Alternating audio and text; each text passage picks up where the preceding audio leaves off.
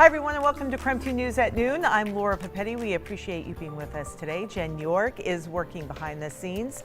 Well, it's looking a little bit cloudy out there today, and we want to get right to the weather forecast with Jeremy Legoo. Jeremy, we had some beautiful sunshine yesterday, and then now we seem to be enveloped in clouds. Yeah, it was one of those ones where, Laura, if it weren't for the fog early on this morning, we definitely would have seen more sunshine today. But unfortunately, as that fog just took over the region, clouds moved in overhead, so we kind of just wound up missing out on a lot of that sunshine. You can see the clouds hanging out now, but notice visibility has improved greatly across much of Spokane.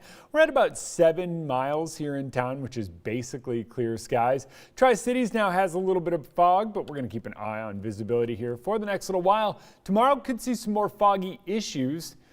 And here in town, temperatures are starting to rise. We're a little bit cooler than where we were yesterday. That's thanks in part to fog and thanks in part to some of the clouds moving in now.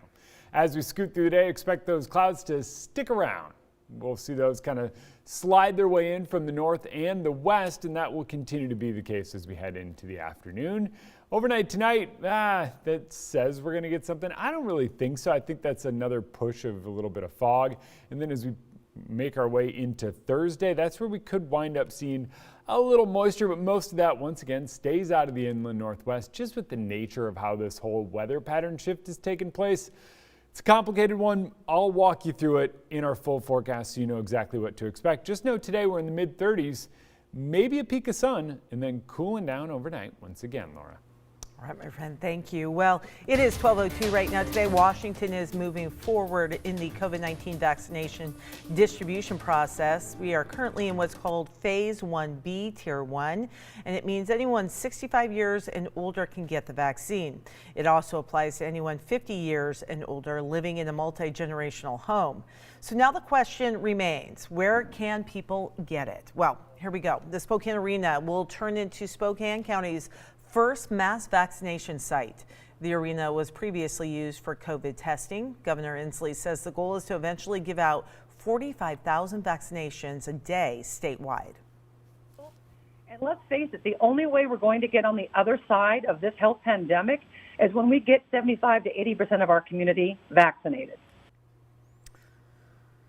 So the site is going to either be first come, first serve or by appointment. The state is still working out some of the details. Either way, once the site is open, anyone who is eligible for the vaccine will be able to get vaccinated there. It's going to be the main site. Next week, the state will start distributing vaccines to all the mass vaccination sites all across Washington state. And we'll keep you up to date on all the plans that they come up with for that vaccination site. And in fact, here at KREM 2, our vaccine team is investigating many unanswered questions about the mass vaccine site. And we want to know, what are your questions? We want to get those answered. So text a question to us. Easy to do. The number is 509-448-2000.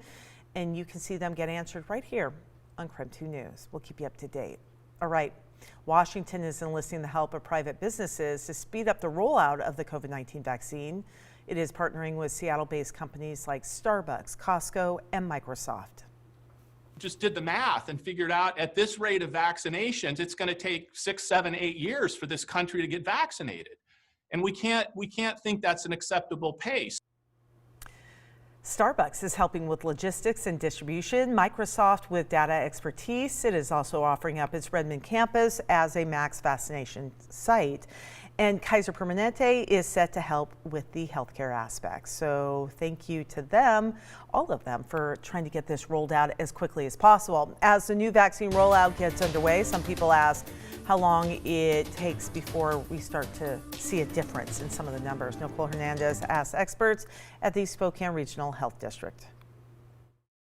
Yeah, so there's a lot of unknowns right now, but what we do know is we're trying to get the infection rate down with these vaccines. It works similar to herd immunity. Basically, when enough people are immune to the virus, it can't spread well anymore. So the more people that get vaccinated, making those antibodies to fight against COVID, the safer we'll be as a community. And of course, the faster we'll be able to loosen restrictions. We just recommend that if you can get it, you should get it.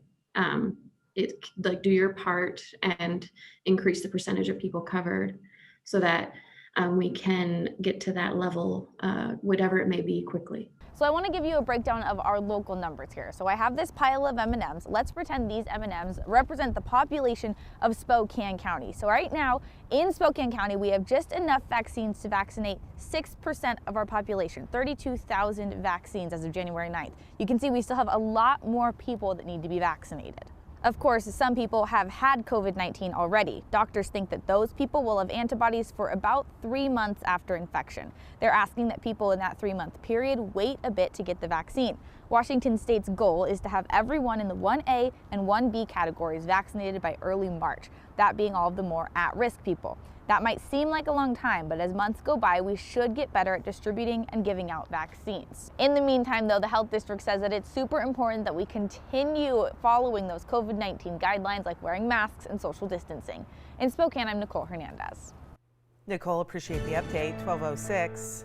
Let's talk about inauguration. Just a day away now. Today, nearly 200,000 U.S. flags are on display at the National Mall. They represent the people who are unable to attend, both because of the pandemic and then, of course, the security threats. Law enforcement right now in D.C. very, very high and on high alert as we head into tomorrow's inauguration. Yeah, Washington is looking very different than it normally does. It is going to be an unprecedented affair, both for security reasons and because of pandemic concerns as well. More than 20,000 members of the National Guard from across the country have been deployed to help out with the inauguration, with up to 5,000 more expected in that city by today. And today, 600 National Guard members at the state capitol in Olympia. Members plan to be in place through Inauguration Day. Washington State Patrol is monitoring any potential threats. So far, investigators say there are no real credible leads. Troopers could draw down Thursday, but it is not set in stone. Preparedness is not cheap. Security is not cheap. Safety is not cheap. But neither are the lives of the people that we're protecting.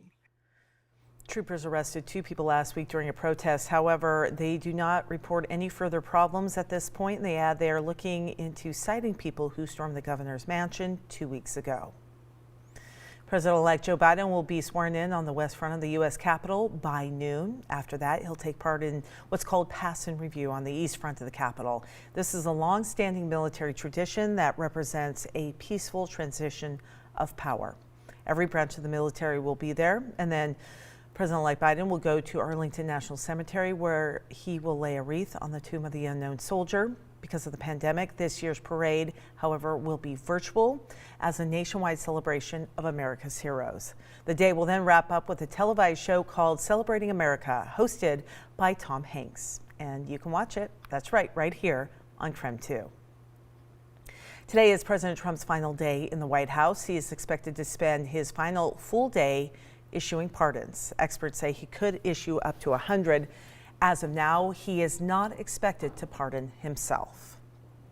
A programming note for tomorrow: you can watch Up with KREM from 5 in the morning till 9. That'll be on CW22, and you can watch the full inauguration coverage, of course, right here on KREM 2. And we hope you can join us for a little bit of both tomorrow.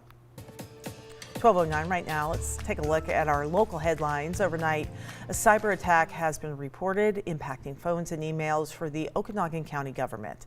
The sheriff's office says the attack has taken down parts of the county's systems along with parts of Okanagan County Public Health. Right now, there is no projected restoration date, but the county will provide updates. We're told by 5 o'clock in the evening daily. Anyone who is having problems is asked to call the number we have placed on your screen, 509-422-2420. And grocery store workers in Washington State want hazard pay again. Last year at the start of the pandemic, UFCW Local 367, which is a union that represents grocery workers, negotiated an additional $2 an hour of pay. After a few months, the bonus pay was gone.